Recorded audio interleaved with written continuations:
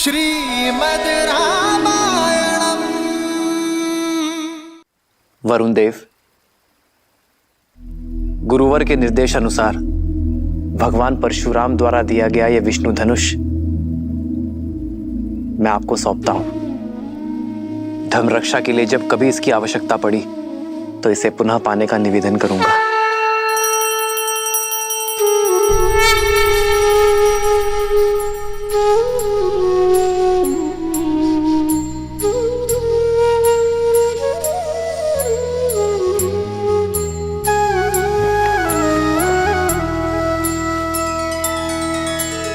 वरुण को सारंग सौंपा, शस्त्र से ना मोह है।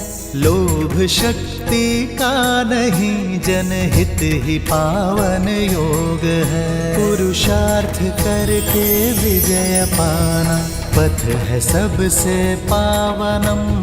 नर को ये संदेश देते, धनुष तज नारायणम।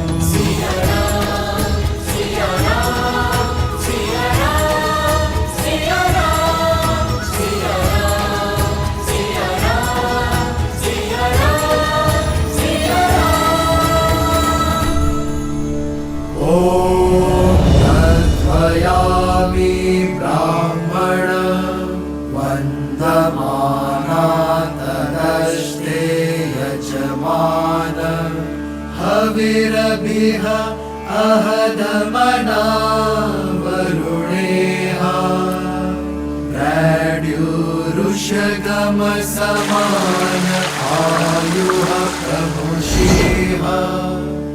ॐ वरुणाय नमः।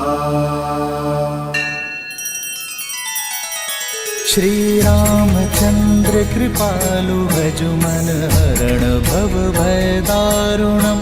नव कंज लोचन कंज मुख कर कंज पद कंजारुणम।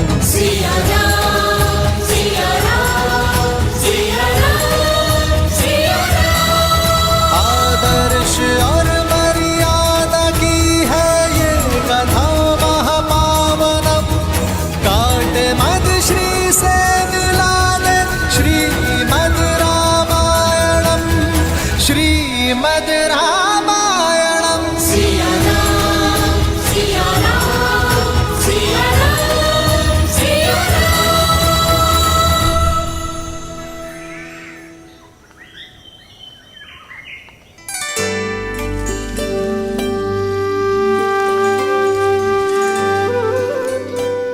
भैया,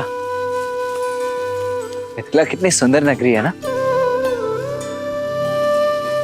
और आपको तो कुछ अधिक ही सुंदर लग रही होगी जब से स्वयंवर हुआ है तब से। अंतर है लक्ष्मण, पहले मिथिला मेरे लिए नगर था, पर अब घर हो गया है।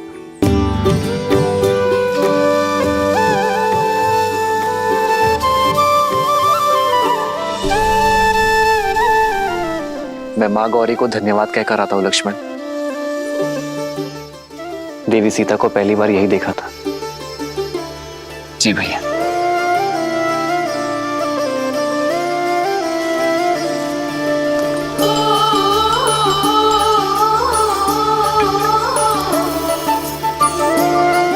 माँ, आपने जो मुझे दिया वो मेरे लिए सर्वश्रेष्ठ था।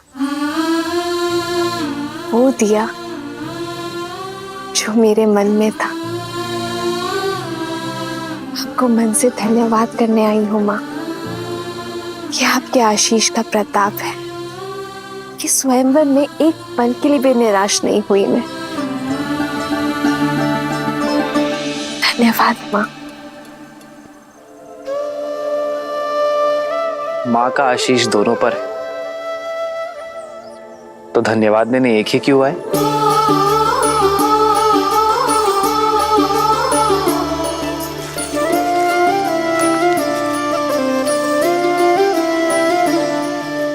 आपका धन्यवाद माँ। आपके और महादेव के प्रताप से मुझे सीता जैसी जीवन संगिनी मिली।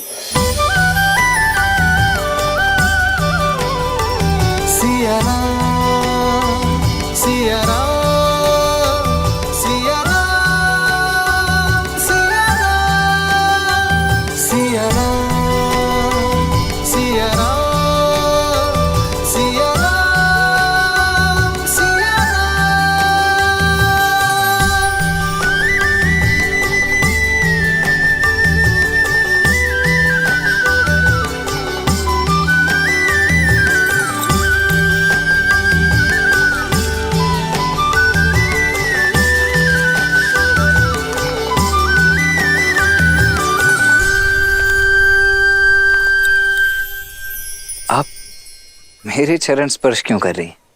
देखिए, मैं वो नहीं हूं जो आप समझ रही। वो तो मेरे ज्येष्ठ भैया राम हैं जिन्होंने धनुष उठाया था। मैं तो उनका अनुज लक्ष्मण हूं। किसने कहा मैं आपके चरण स्पर्श कर रही हूँ? एक स्त्री केवल 3 लोगों के चरण स्पर्श करती है, अपने पिता के, अपने गुरु के और अपने पति के। और आप इनमें से कोई नहीं है, तो मैं आपके चरण क्यों स्पर्श करूंगी? वो तो मैं ये पुष्प उठा रही थी जो मेरी सीता दीदी को बहुत प्रिय है, और मुझे भी। क्षमा कीजिए, वो देवी, ऐसे भूमि में पड़े हुए पुष्प किसी को भेंट नहीं करने चाहिए। परंतु आप निराश मत होइए, मैं एक क्षण।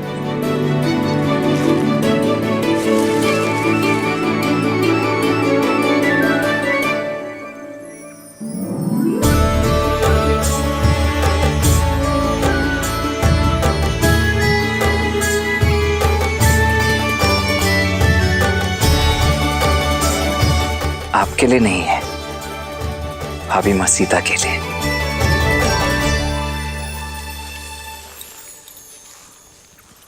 एक बात पूछ।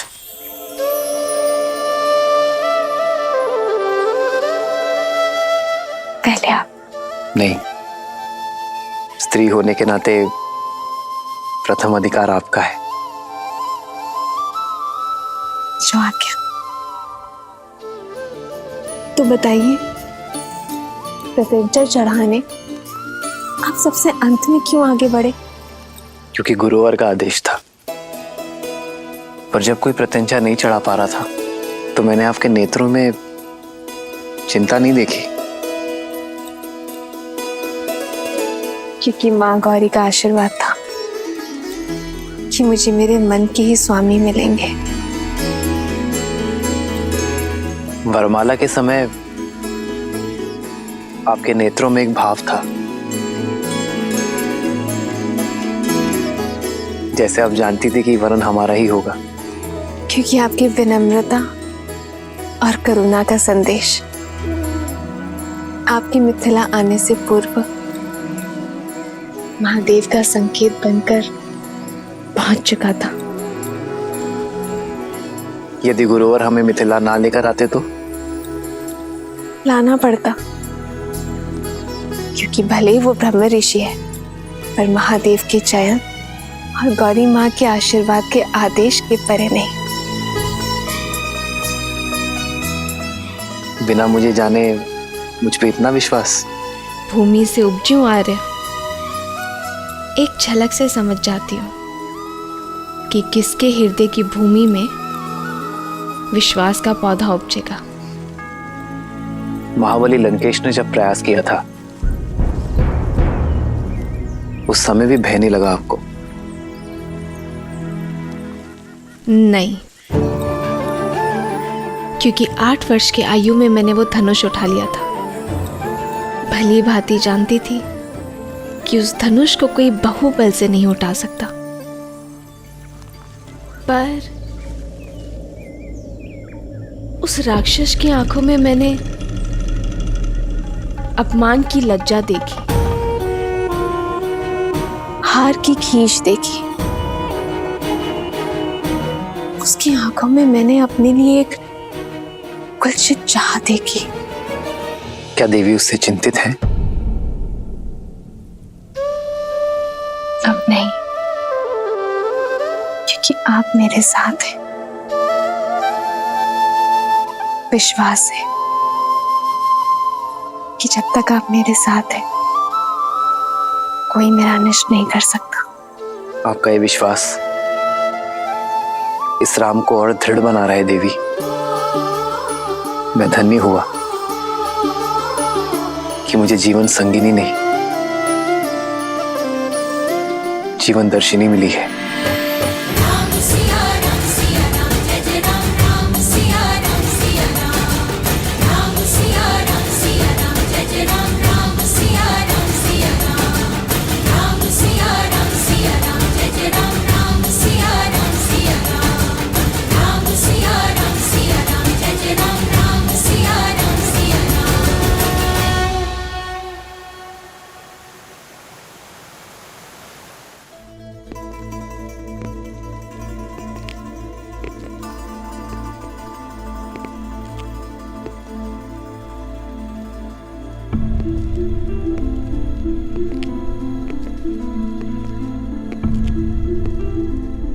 अंततः मेरी कामना पूरी हुई भैया। भगवान विष्णु की कृपा से आप सद्मार्ग की ओर बढ़ रहे हैं। अपने पापों के प्रायश्चित के लिए आपने जो सन्यास का निर्णय लिया है वो अति उत्तम है भैया। दुख तो केवल इस बात का है कि बहुत देर कर दी मैंने।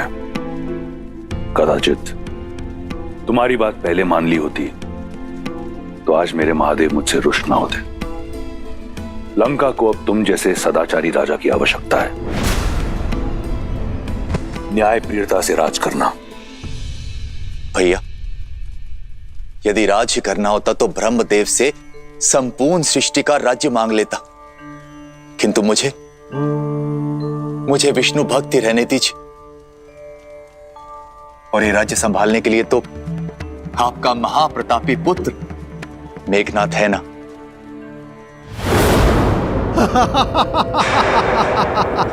अद्भुत लग रहा है। लंका में विदूषकों की सभा हो रही है।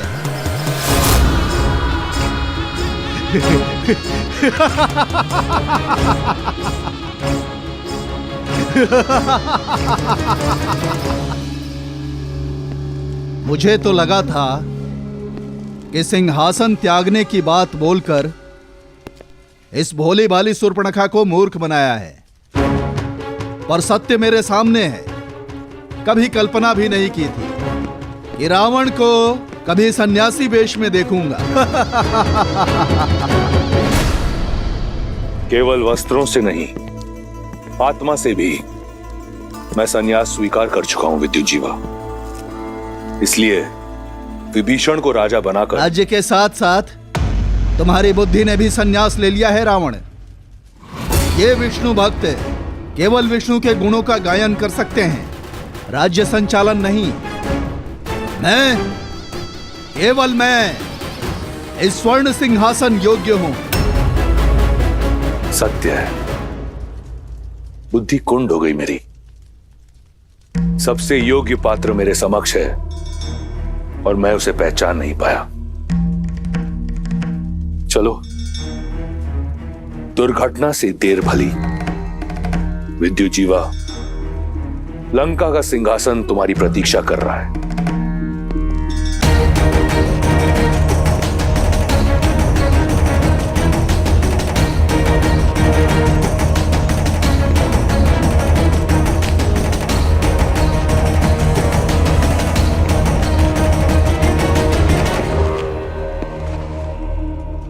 तुम मेरे साथ छल तो नहीं कर रहे ना रावण? एक सन्यासी पर ऐसा लांछन मेरे बहनोई।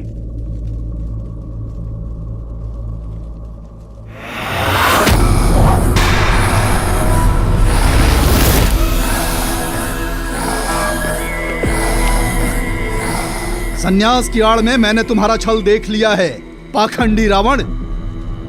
अब तुम मेरा बल देखो। काल के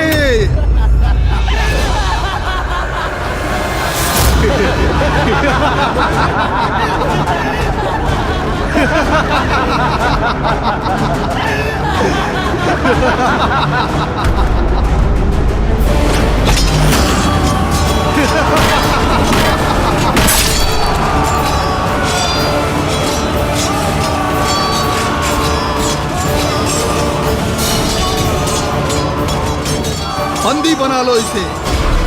हमारे व्यूह में फंस गया है ये दशानन। लंका मेरी, व्यू मेरा, फंसे तुम सब हो विद्युत जीवा। शनि जिसके चरणों का दास, उसका सिंहासन पाने की आस असंभव है विद्युत जीवा।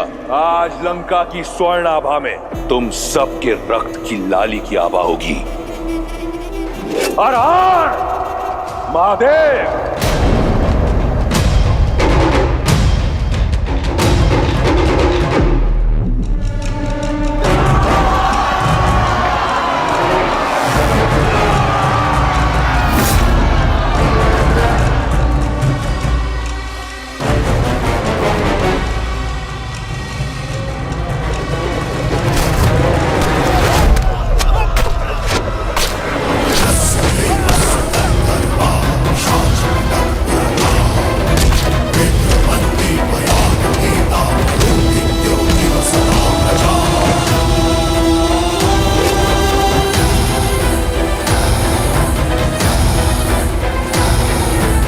सुर्पणखा, सुर्पणखा मुझे बचा लो, मुझे बचा लो सुर्पणखा, बचा लो मुझे अपने भाई से।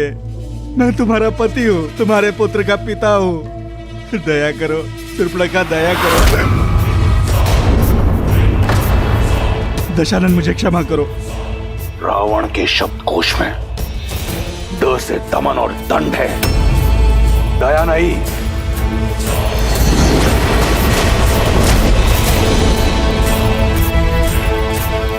क्षमा दशानन, क्षमा कीजिए दशानन, ये केवल एक उपहास था। मेरी शक्ति का उपहास करने वाले को चंद्रहास उत्तर देती है। देवस्य गंधर्वा पिशाच पटक उरगाः रुद्रमर्दी भयात् भीता मरुदित्यो इव सदा प्रजा। लंकेश, नहीं भला।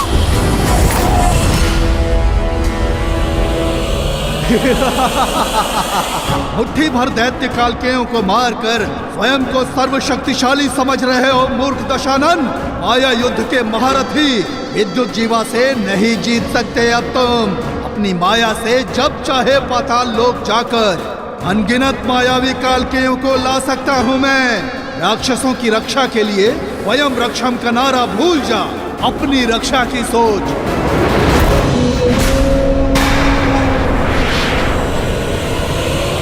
भैया, दशानन, दशानन।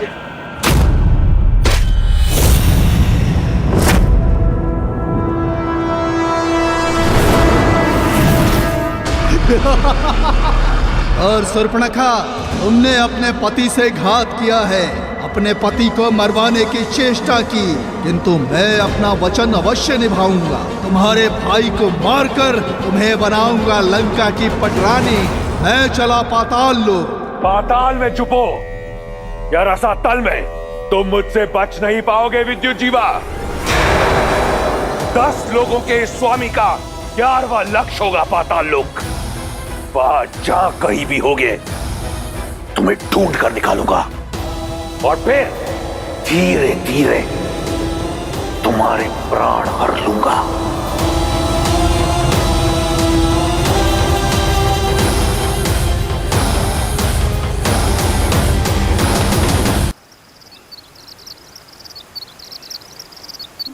दूतों ने सूचना दी है लक्ष्मण, पिताश्री किसी भी क्षण आते ही होंगे।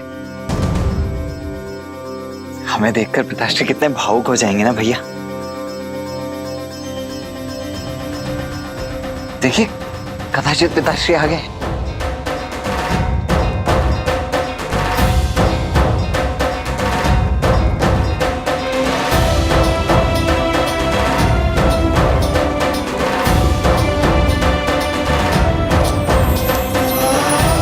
भरत,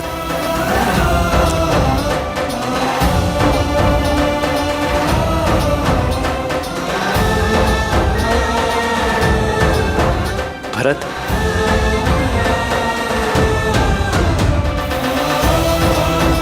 लक्ष्मण,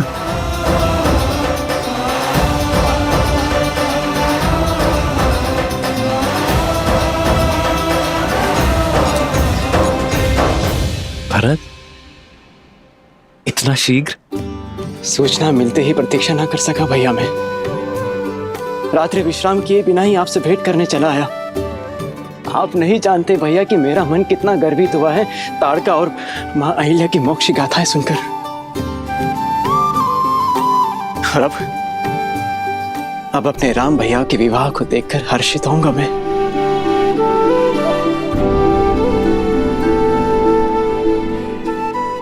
और मेरा मन तुम्हें देखकर हर्षित हो रहा है भरत।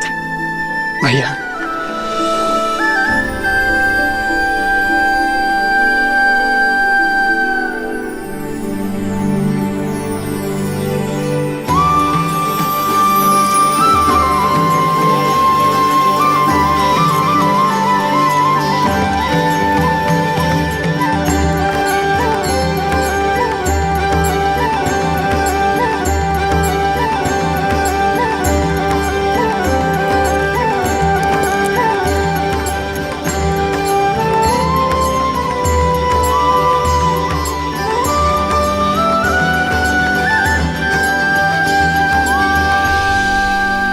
श्री राम और देवी सीता के विवाह की पावन बेला निकट आ गई है। अयोध्या वाले मिथिला पहुंचने वाले हैं। हम कब जाएंगे महादेव? लक्ष्मी नारायण के शुभ विवाह के साक्षी बनने। देवी, उस विवाह के साक्षी तो हम बहुत पहले ही बन चुके। आपने स्वयं नारायण की बहन बनकर विवाह की सभी रीतियां निभाई थी और मैंने देवी लक्ष्मी के भाई के रूप में विवाह के सभी संस्कार किए थे। भूल जाती हैं आप। कुछ नहीं भूली हूँ मैं, पर वो वैकुंठ था, विवाह देवों का था। यहाँ पृथ्वी लोक में नर रूप में हो रहे इस दिव्य विवाह की छटा ही कुछ और होगी। मैं कुछ नहीं जानती, मुझे मिथिला जाना है बस। और मुझे भी।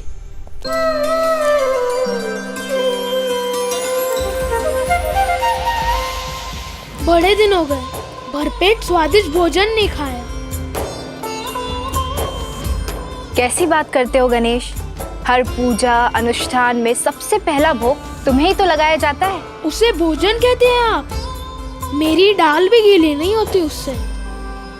मनुष्य बड़े छली है माता, भोग का नाम लेकर तनिक सा मेरी सूंड पर लगाते हैं और प्रसाद कहकर स्वयं डकार जाते हैं। पर यहाँ विवाह में साक्षात मन चाहा मन भरकर खाने का अवसर मिलेगा ना? देवी, हमारे पुत्र का कथन सर्वथा उचित है। तो ठीक है, हम सब चलेंगे श्री राम और सीता के विवाह में, परंतु मनुष्य रूप में। हमें भी इस विवाह का साक्षी बनना है प्रभु।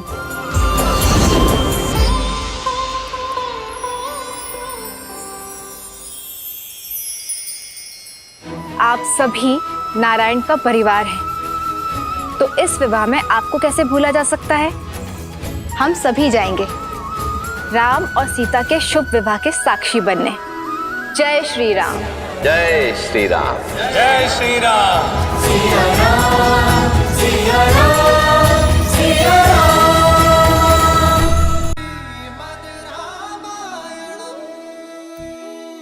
जलद नंदन श्री राम की, शिव धनुष भंजक श्री राम की, दशरथ नंदन श्री राम की जय। शिव धनुष भंजक श्री राम की जय। दशरथ नंदन श्री राम की, शिव धनुष भंजक श्री राम की, दशरथ नंदन श्री राम की जय। शिव धनुष भंजक। पिताश्री,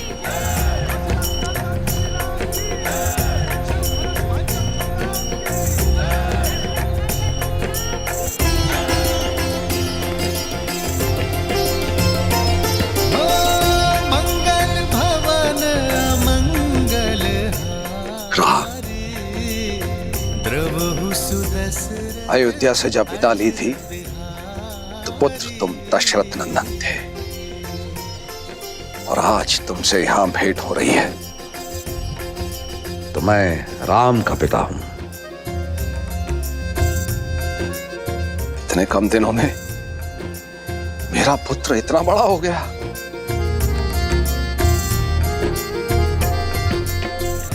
मेरा राम। आपकी चरणों की धूल के स्पर्श से ही ये सामर्थ्य पा सका हूं पिताश्री। इनका स्पर्श मुझसे आप भी नहीं छीन सकते। रघुकुल रीत सदा चली आई, प्राण जाए पर वचन। पुत्र, तुम्हारा स्थान मेरे चरणों में नहीं, मेरे गले लग जाओ पुत्र।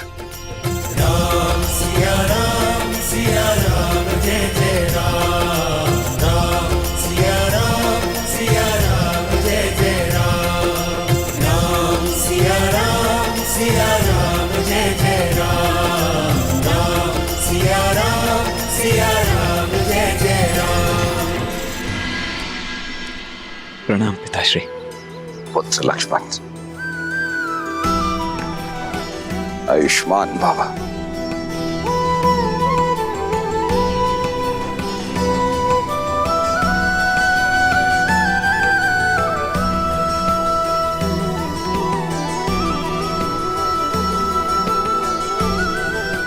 प्रणाम।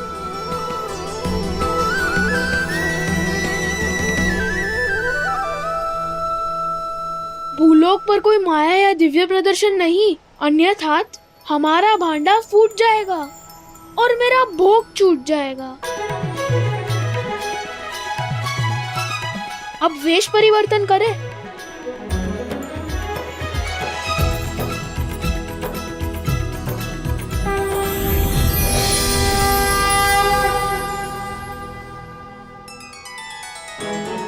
देवी सरस्वती और नंदी, संगीत का कार्यभार आप संभालेंगे।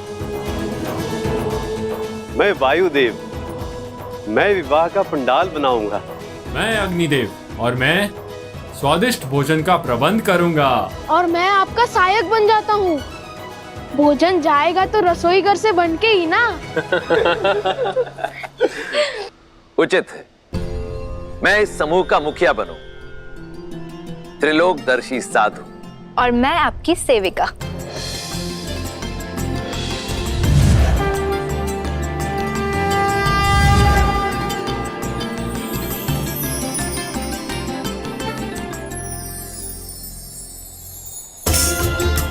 चलिए, प्रस्थान करने का समय हो गया है।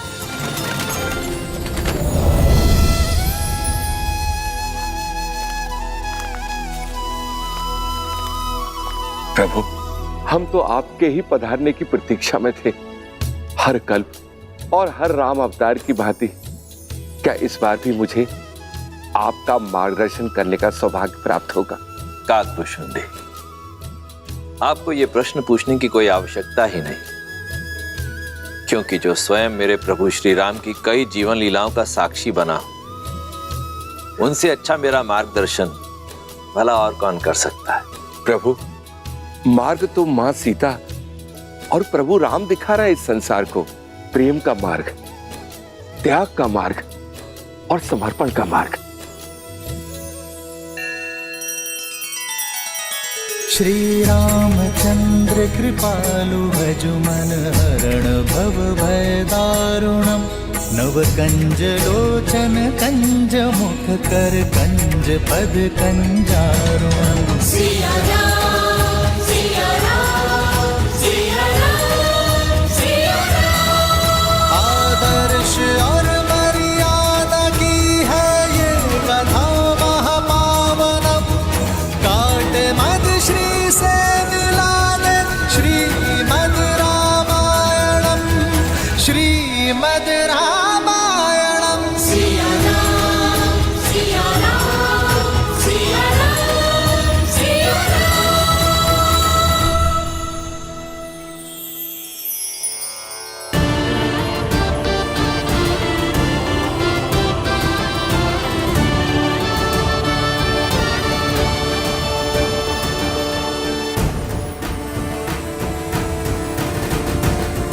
राम सिया राम, सिया राम, जय जय राम। राम सिया राम, सिया राम।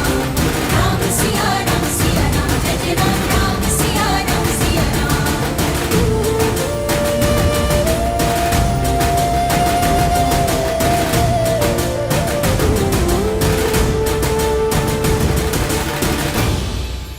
अयोध्यापति महाराज दशरथ, यह है मेरी पुत्री सीता। प्रणाम पिताश्री। सदा सौभाग्यवती भवा। और क्या आशीर्वाद दूं तुम्हें पुत्री। रूपशील हो, गुणवती हो, और सात्विकता तो तुम्हारे मुख पर है ही। अपने तेज से अपनी अयोध्या को सदैव दमकाती रहना पुत्री।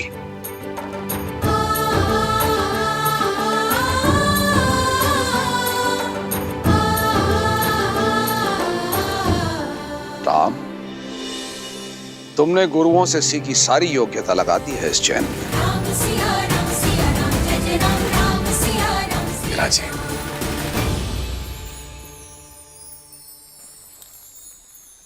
अयोध्यापति, अब मैं अपने परिवार से आपकी भेंट कराता हूं।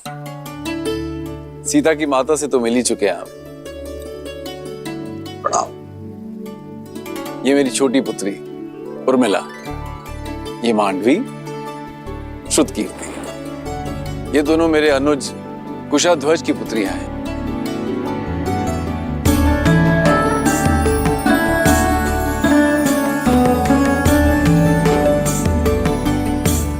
महाराज, यदि आपको कोई आपत्ति ना हो तो क्या मैं आपसे एक प्रश्न पूछ सकता हूँ? आचार्य, आप श्री राम के गुरु हैं, आपको अनुमति की आवश्यकता नहीं है। पूछिए, क्या पूछना चाहते हैं आप? महाराज, आपके कुल की पुत्रियां अनुपम तेज युक्त है, किंतु आपको कभी पुत्र प्राप्ति की इच्छा नहीं है?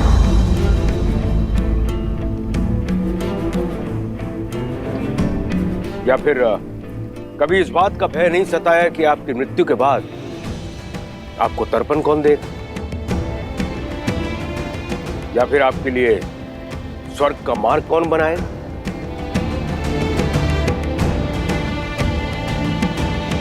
क्षमा चाहता हूं ऋषिवर, किंतु मैंने वेद, उपनिषद, स्मृतियों का गहन अध्ययन किया, किंतु कहीं भी ऐसा कोई उल्लेख नहीं है कि पुत्रियों का मान, उनका पद, उनके अधिकार किसी भी रूप में पुत्रों से कम या नीचे होते हैं। न मान में, न पद में, न ही अधिकार में। मेरी पुत्री सीता ने केवल मुझे ही नहीं अपितु मिथिला को भी एक नया जीवन दिया। बंजर भूमि में अमृत की बूंद बनकर उभरी मेरी पुत्री सीता।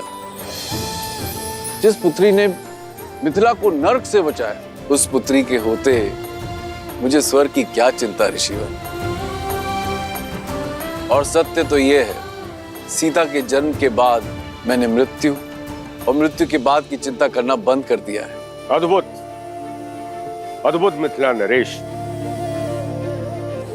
आज मुझे मेरे एक और प्रश्न का उत्तर मिल गया। किंतु महाराज, मैं ठहरा नास्तिक और लोगों का यह मानना है कि मुक्ति जो है पुत्र प्राप्ति के बाद ही होती है। कदाचित मेरे मुक्ति के मार्ग के लिए ही महादेव ने मुझे एक योग्य पुत्र दे दिया है, मेरा जमाता राम।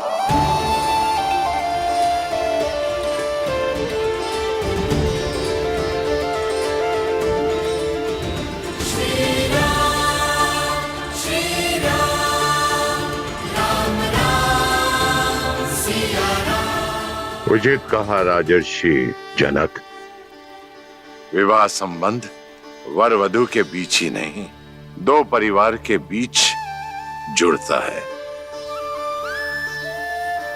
राम अब आप ही का पुत्र है। हम सबके बीच भी यही चर्चा चल रही थी मिथिलेश, कि क्यों ना आपको कुछ और पुत्र सौंप दिए जाएं। मैं आपका तात्पर्य नहीं समझा ऋषिवर। आपकी 4 पुत्रियां हैं जनक, और अयोध्या के 4 राजकुमार। इससे सुंदर संजोग और संबंध नहीं हो सकता। लक्ष्मण और उर्मिला, भरत और मांडवी, शत्रुघ्न और श्रुत कीर्ति का मेल आयु और गुण के अनुसार उत्तम होगा।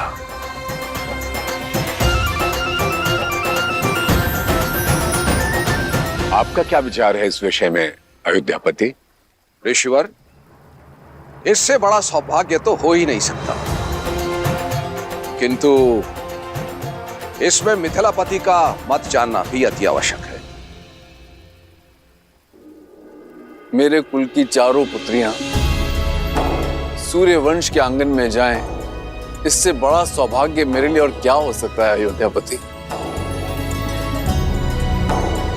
मिथिला कुमारियों की अपने बहनों से बिछड़ने की चिंता भी समाप्त हो जाएगी, किंतु मिथिला में विवाह से पूर्व पुत्रियों का मन टटोलना अति आवश्यक होता है। अवश्य जनक, जिन्हें साथ रहना है उनका विचार जानना भी आवश्यक है। आप दोनों एकांत में अपनी संतानों से बात कर लीजिए। उचित है।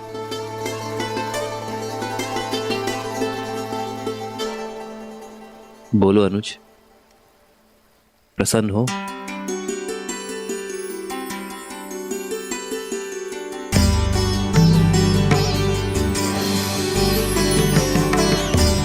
कोई शंका तो नहीं है उर्मिला? पूजा आपने की दीदी, और फल मुझे भी मिल गया। और वैसे भी महादेव और माता गौरी के निर्णय पर कैसी शंका? सीता दीदी की पूजा का फल केवल उर्मिला दीदी को क्यों मिलेगा? हमें भी तो मिलना चाहिए ना, क्यों मानवी दीदी? कितनी बार निवेदन करूंगा भाई, अयोध्या से संबंधी पधारे हैं। कुमारी जानकी के विवाह तक कोई भीतर नहीं जा सकता। आप लोग के भोजन का प्रबंध उधर उस पंडाल में किया गया है। भद्र, मैं भी तो कब से यही निवेदन कर रहा हूँ कि हम इसी शुभ विवाह के प्रबंध के लिए आए हैं। मैं आपको अपने दल का जब परिचय दूंगा ना, आप स्वयं समझ जाएंगे। इन दोनों को देखते हैं, ये दोनों संसार के सर्वश्रेष्ठ रसोइये हैं, और ये नन्हा सा नटखट बालक इनका सहयोगी है। और ये जो पंडित जी हैं, ये तो इतने प्रकांड पंडित हैं कि इनके ज्ञान की तुलना आप स्वयं ब्रह्मा जी से कर सकते हैं। और ये देवी जी जो खड़ी हैं, ये अद्वितीय नृत्यांगना तो हैं ही, परंतु जब वाद्य यंत्र पर अपनी उंगलियां फेरती हैं तो ऐसा लगता है कि स्वयं देवी सरस्वती आ गई हो। और मैं हूं इस दल का मुखिया राम आसरे, और ये हैं मेरी सहयोगी। अब हम भीतर जाएं? आओ। रुको, ये मिथिला का राजमहल है और विवाह राजकुमारी जानकी का। महाराज ने सभी प्रबंध सज किए हुए हैं, आपकी कोई आवश्यकता नहीं है। और हाँ, भोजन करना है तो आप लोग उधर जा सकते हैं। भोजन नहीं, हमें तो प्रबंध देखने जाने दीजिए। जाओ।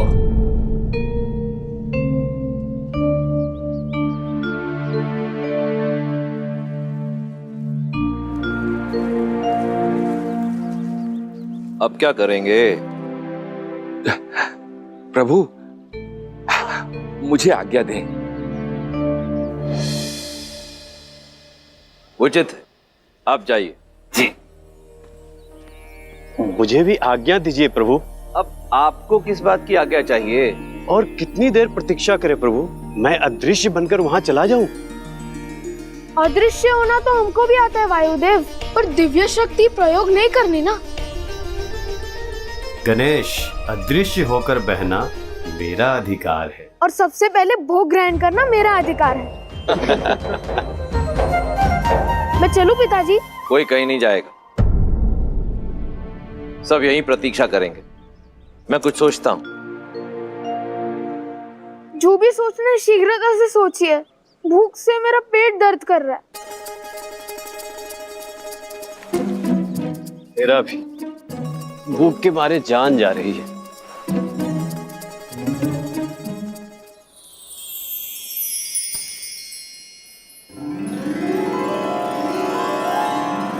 भूख से मुंह कुमला गया है पुत्र, ये लो खाओ। इस पे मेरा अधिकार। अरे तुम तो और भी ज्यादा भूखे लग रहे हो। लो ये पूरी टोकरी तुम ही रख लो। ये टोकरी का मैं क्या करूंगा माता, मुझे तो केवल ये रसीले फल चाहिए।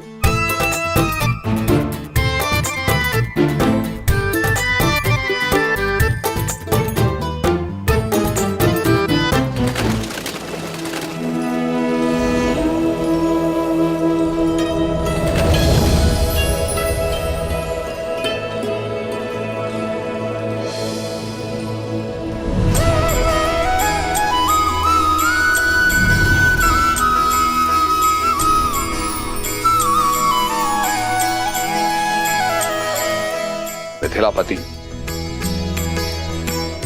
मेरे चारों पुत्र विवाह के लिए सज्ज हैं राजऋषि।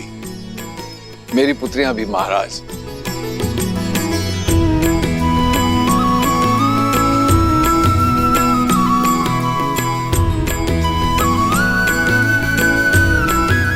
विराजी।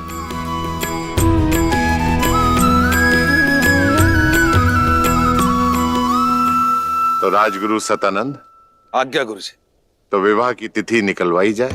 मैं शीघ्र अति शीघ्र संसार के इस पावन मंगल विवाह की तिथि निकालता हूं। रुको सदानंद,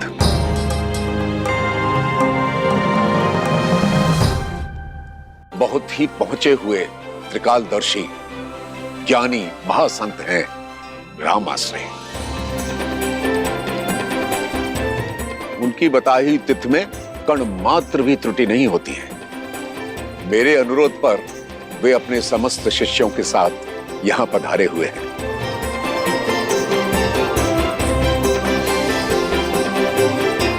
मैं देख सकता हूं वो अपनी साथियों के साथ महल के द्वार पर प्रवेश कर चुके हैं।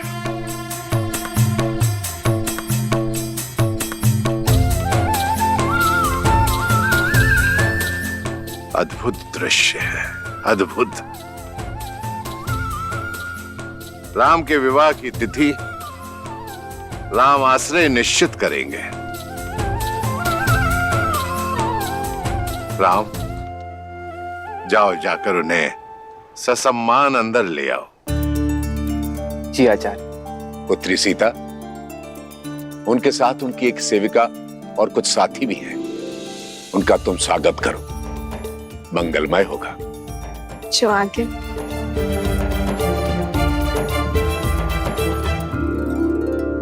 प्रभु, और कितनी प्रतीक्षा करनी पड़ेगी? अंदर जाने का अवसर कब प्राप्त होगा?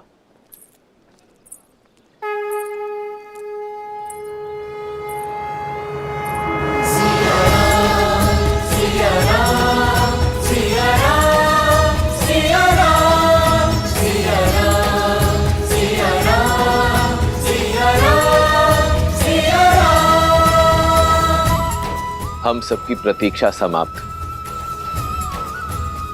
क्योंकि हम सबका स्वागत करने के लिए स्वयं नारायण और देवी लक्ष्मी पधार रहे।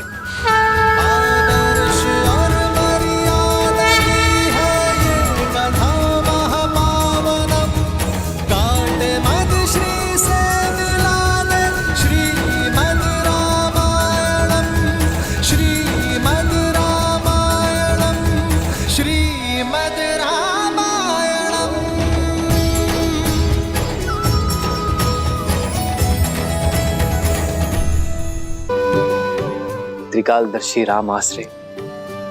इस राम आश्रय के तो भाग्य खुल गए कि स्वयं श्री राम उसे लेने के लिए आए।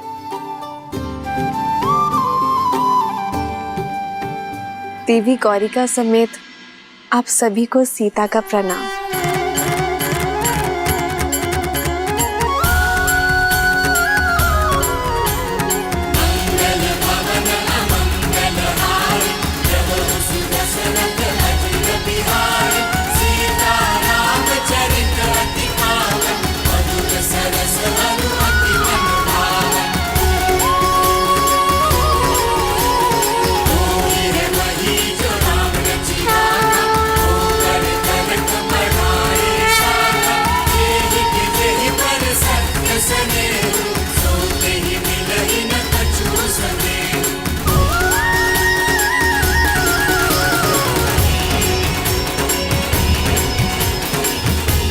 ये राम आश्रय आपको केवल ये भस्म ही दे सकता है, कृपया स्वीकार करें।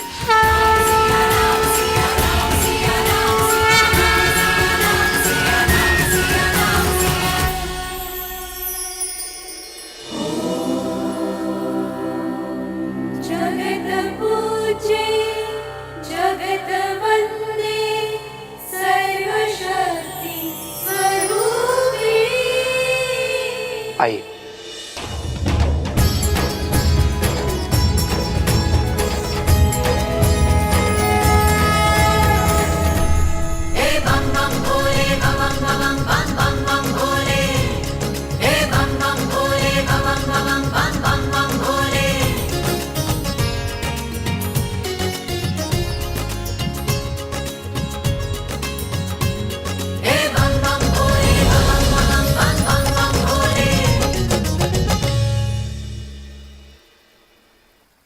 महाराज, ऐसी माया तो बहुत से लोगों के हाथ में है, किंतु क्या ये केवल मनोरंजन के लिए है या फिर इसका कोई और अर्थ है? यदि मन में भावना सच्ची हो तो पाषाण में भी भगवान, और यदि भावना सच्ची ना हो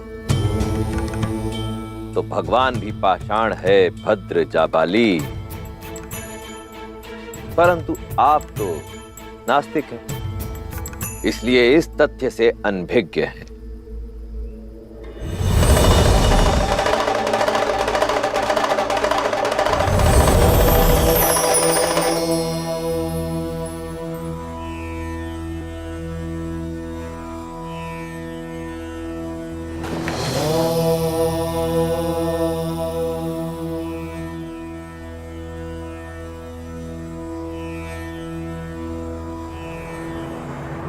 असंभव।